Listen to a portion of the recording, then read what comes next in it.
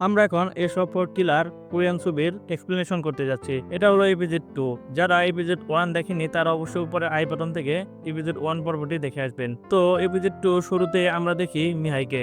এটা সেই মেয়ে যাকে আমরা আগের এপিসোডের শেষের দিকে দেখেছিলাম, যখন সে জিনের বাড়ির বাইরে দাঁড়িয়েছিল। যখন সে তার গাড়ির দিকটি খুললে তখন সেখানে একটা রাইফেল পড়েছিল, আর ঠিক সেই সময় অনেকগুলো ড্রোন জিয়ানের বাড়ির দিকে যাচ্ছিল।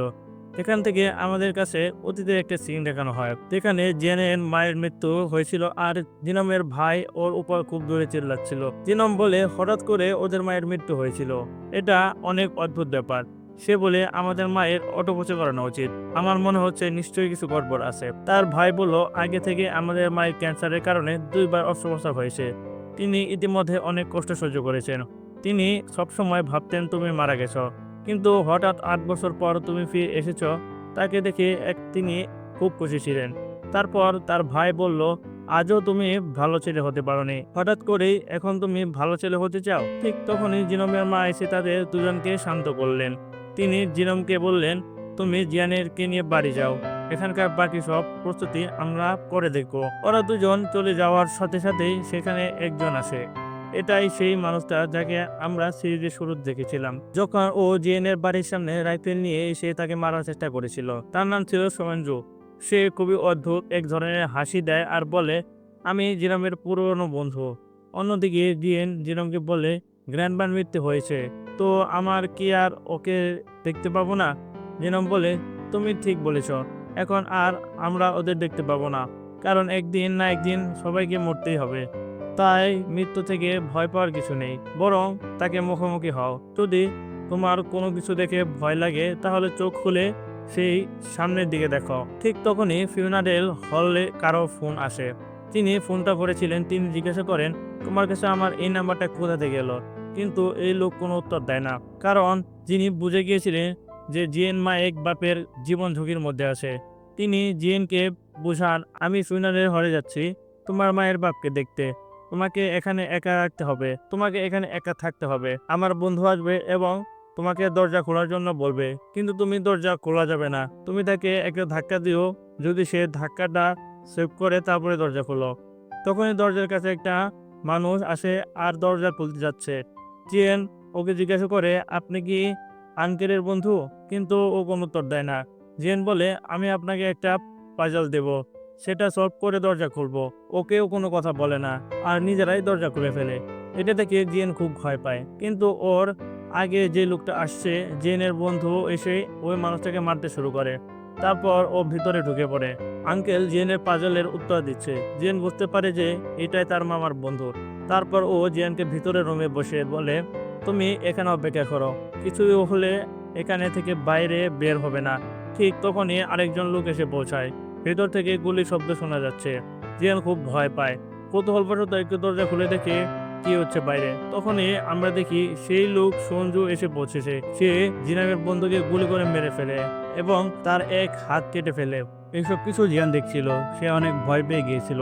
ঠিক তখনই সব গুন্ডারা ভিতরে রুমে ঢুকে পড়ে এবং জিয়ানকে খুঁজতে থাকে, কিন্তু তারা তাকে কোথাও পায় না। তখন তার চোখ জানালার দিকে পড়ে। সে যখনই জানালা দেখে, জিয়ান সেখানেই ঝুলতে থাকে।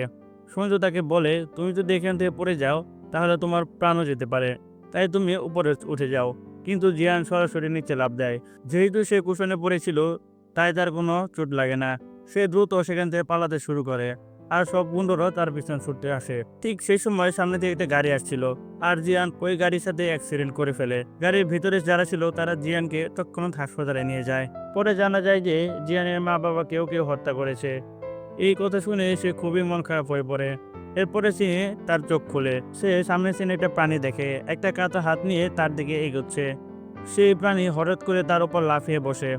তখনই তার ঘুম ভাঙে আর বুঝতে পারে এটা একটা খারাপ স্বপ্ন ছিল।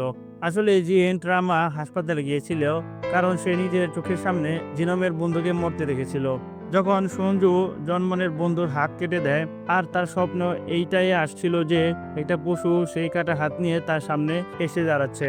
ঠিক সেই সময় হাসপাতালের রুমের বাইরে আমরা একটা গুন্ডাকে দেখি যে জিয়ানকে মারতে এসেছে। সে যত তাড়াতাড়ি ভিতরে ঢুকে, জিয়ান তখন সেখান থেকে পালিয়ে গেছে। পালাতে পালাতে সে একটা রুমের বাইরে বসে যায়। এখন তার কাছে আর কোনো বিকল্প পথ ছিল না, তাই সে ভিতরে চলে যায়। ওইদিকে এই গুন্ডা বুঝতে পারে, বলছিল এই রুমের ভিতরে ঢুকেছে। তারপর জিয়ন লুকানোর জন্য একটা ক্যাবিনেটের ভিতরে চলে যায়। পরে দেখা যায় ওই ক্যাবিনেটের ভিতরে নিজের মায়ের লাশ রাখা ছিল। সে তার মায়ের লাশকে জড়িয়ে ধরে আর ওখানে শুয়ে পড়ে। বাইরে থেকে ওই গুন্ডা ক্যাবিনেট খুলতে থাকে, কিন্তু তখনই জিনম এসে পৌঁছে যায়। সে আসতেই জিয়ানকে বাইরে বের করে এবং বলে, তুমি চোখ বন্ধ করো, এখন আমরা বাড়ি ফিরেছি। তারপর গল্প 1 মাস এগিয়ে যায়, যেখানে জিনম জিয়নকে নিয়ে একটা নতুন জায়গায় চলে গেছে। সে ঠিক তখনই বাড়ির ভিতরে ঢুকতে চলেছে, তখন হঠাৎ সে নিচে পড়ে যায়। তখন জিনম তাকে বলে, আমি তোমার প্যারেন্ট নই, আর কখনো হতে পারবো না, তাই তোমাকে নিজের খেয়াল রাখতে হবে। ডাক্তারের কথা ছিল জিনমকে জানানো হয়েছে যে জিএনকে পোস্ট ট্রমাটিক স্ট্রোক হয়েছে, কারণ তার প্যারেন্টস মারা গিয়েছিল, তাই সে শোক অবস্থায় চলে গিয়েছিল। জানা যায় স্কুলে সব ছেলে মেয়েরাও জিওনের সাথে খুব বেদনাদায়ক আচরণ করছিল, কারণ ট্রমার কারণে সে কিছুই বলতে পারছিল না, আর সবাই তার উপহাস করছিল। কিন্তু ঠিক তখনই সেখানে একটা ছেলে জিংমিন এসে পড়ে, যাকে আগের এপিসোডে দেখেছিলাম। জিয়ান তার দাদার সাহায্য করার চেষ্টা করেছিল। সব বাচ্চারা বলতে লাগলো যে জিয়ানের মাকে তার বাবাই মারছিল, আর তারপর সে আত্মহত্যা করেছে। এটা শুনে জিয়ান খুব রাগে ফেটে পড়ে, একটা চেয়ার নিয়ে খুব জোরে মারতে থাকে। এইসব কারণে জিয়ানকে স্কুলে ডাকা হয়েছিল। স্কুলে সব বাচ্চাদের বাবা মা আসতে তাদের নিতে, কিন্তু জিয়ানের তো কেউ ছিল না। সে দুঃখে একা একা বৃষ্টিতে ভিজতে থাকে। তখনই জিয়ান গাড়ি নিয়ে এসে পৌঁছায়, কিন্তু গাড়ির ওই মেয়েটা একদমই বসতে রাজি ছিল না, কারণ সে কোনো কথা বলছিল না। তাই তাদের মধ্যে কোনো কথাবার্তা হচ্ছিল না। তাই যদি তাদের কিছু কথা বলতে হতো, তারা নোটের মাধ্যমে কথা বলতো। জিনের শিক্ষক জিনমকে বলেছিল যে জিন ট্রমার মধ্যে দিয়ে যাচ্ছে এবং তোমাকে তা সাহায্য করতে হবে। তখন জিনম বলেছিল, এটা এমন একটা ব্যাপার যা জিনকে নিজের থেকে কাটিয়ে উঠতে হবে। সে এমন একটা ট্রমায় আটকে পড়েছে যেখান থেকে সে নিজেই নিজেকে বের করতে আনতে পারবে। সব বাচ্চারা তাকে সবসময় বোলিং করতো। একবার তারা তাকে রুমে আটকে রেখে দেয়। ও বেচারি একলা বসেছিল। তখনই তার সামনে এই বদমাশিটা এসে পড়ে এবং হাতটা ধরেছিল। এটা দেখে সে অনেক ভয় পায়, আর ভয়ে তার গলা থেকে আওয়াজ বের হতে থাকে। ঠিক তখনই জিনম সেখানে এসে পৌঁছে এবং দরজা ভেঙে তাকে বের করে আনে। জিয়ান তাকে বলে, তুমি এত দেরি করে কেন এলে? তুমি তো বলেছিলে দ্রুত চলে আসবে। জিনম ক্ষমা চায়। সে খুব খুশি হয়েছিল, কারণ জিয়ান কথা বলা শুরু করেছিল। এখন তাদের দুজনের মধ্যে কথা শুরু হয়। ওরা একসাথে খেত আর সারাদিন একসাথে থাকতো। এখান থেকে বর্তমানে সিনটা আসে, যেখানে ওই মেয়ে মিনহা দরজায় কড়াকড়ি করছে। জিয়ান ওকে বলে, আজ আমার চাচা বাড়ি আসবে না, তাই তোমার এখান থেকে চলে যাওয়াই ভালো। মিনহা বলে, জিনম আমাকে বলেছিল তুমি খুব সুন্দরী আর স্মার্ট, আমি জানি তুমি তার পছন্দের। সে আমাকে তোমার ব্যাপারে অনেক কিছু বলেছিল। জিয়ান মনে ভাবে তার চাচা এমন কিছু বলতেই পারে না। তারপর সে মিনহাকে বলে, তোমার ভুল তথ্য পেয়েছ, আমি সুন্দর না, না আমি স্মার্ট। তারপর জিয়ান তাকে জিজ্ঞাসা করে, তুমি কি সত্যি আমার মামাকে চেনো? তখন মিনহা বলে, আমি তোমার মামাকে ফোন করব আর পরে এখানে ফিরে আসব। ঠিক সেই সময় ওর কাছে একটা মেসেজ আসে। মেসেজে লেখা ছিল, তোমাকে আর কেউ মারতে পারবে না, আমি নিজে এসে তোমাকে মারবো। তখন জংমিনকে বলে, আমি অপারেটরের অ্যাকাউন্ট হ্যাক করে সব ডিটেলস বের করেছি, তুমি চেক করতে পারো। এই ওয়েবসাইটে শুধু অথরাইজ মেম্বাররাই চালাতে পারে। সব মেম্বারদের তাদের গ্রেড অনুযায়ী কোড দেওয়া হয়। এটা করার প্রক্রিয়া একটু ট্রিপিক্যাল। প্রক্রিয়া পাস করতে পারলে তাদের এই কোড দেওয়া হয়, এবং যত অথরাইজ মেম্বার আছে যাদের কাছে কোড আছে শুধু তারা এই ওয়েবসাইটে জিনিস কিনতে পারে। আর প্রতিটি কোডের আলাদা আলাদা কোয়ালিটি থাকে। তুমি এই কোড ব্যবহার করে শুধু সেই স্পেসিফিক কোয়ালিফাইড আইটেমটি কিনতে পারবে। মানে প্রতিটা কোয়ালিটির জন্য আলাদা কোড দেওয়া হয়েছে। এখানে 4 ধরনের কোড আছে। যেমন ধরো কন্ট্রাক্ট কিলারদের মতো যাদের আমরা সিনেমায় দেখি, তারা এখানে যে কোনো ধরনের অস্ত্র, বোমা, বিষ ইত্যাদি কিনতে পারে। যে কোনো জিনিস মানুষকে মারতে ব্যবহৃত হয়। সেটাই সেকেন্ড কোড স্পাই, যাকে কোড পার্পল বলা হয়। স্পাই মানে এজেন্ট বা গুপ্তচর। পার্পল কোড তাদের জন্য যারা তথ্য কিনে ও বিক্রি করে। কোড এলো ক্লিন আপ কোডদের জন্য, যেমন drugs dealer, detergent, cleaning tools, এইসব জিনিস তখন ব্যবহার করা হয় যখন তাদের কারো মরদেহ ফেলে দিতে হয়, কোনো অপরাধ স্থান পরিষ্কার করতে হয়। আর শেষ কোডটা হলো গ্রিন কোড, যা অন্য কোডগুলোর মতো কোনো ক্যাটাগরি নেই। এখানে লেখা ছিল ওই ওয়েবসাইট থেকে যতগুলো লোক যাদের কোড দেওয়া হয়েছে তারা কখনো কোড গ্রিন আক্রমণ করতে পারবে না। আর যদি কেউ এই নিয়ম ভাঙে, প্রত্যেকেই নিজের জীবন ঝুঁকিতে ফেলতে হবে কোড গ্রিনকে রক্ষা করার জন্য। জিএন জিজ্ঞাসা করে, কোড গ্রিন কারা?